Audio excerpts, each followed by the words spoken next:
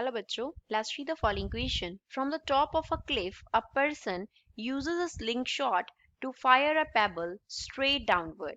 Question में क्या बोला है कि क्लिफ के टॉप से एक पर्सन जो है वो स्लिंग शॉट क्या करता है, फायर करता है straight downward, which is the negative direction, जो कि क्या है, नेगेटिव डायरेक्शन है. The initial speed of the pebble is 9 metre per second. हमें क्या दिया गया है, पेबल का इनिशियल स्पीड दिया गया है. What is the acceleration, magnitude and direction of the pebble during the downward motion.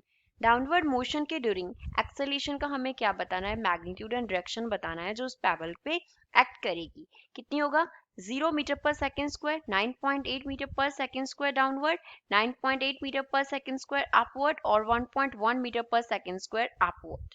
So first of all, we will talk about the key concept used in the question. इस question पे क्या की concept apply होगा. तो suppose ये हमारे पास क्या है, एक क्लिफ हमने बना लिया, इस तरफ ये क्लिफ है हमारे पास. यहाँ पे टॉप से एक पर्सन जो है वो पेबल को क्या करता है, डाउनवर्ड फायर करता है with the help of a sling shot.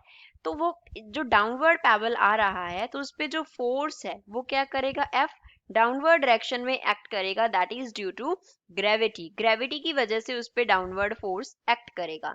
अब डाउनवर्ड ग्रेविटी की वजह से फोर्स एक्ट करेगा, that means weight of the payable will act downward.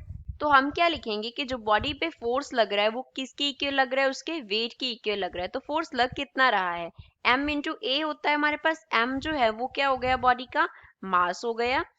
a जो है वो क्या रिप्रेजेंट कर रहा है, एक्सेलेरेशन को रिप्रेजेंट कर रहा है. एंड g से हम क्या डिनोट करते होते हैं, एक्सेलेरेशन ड्यू टू ग्रेविटी को डिनोट करते होते हैं.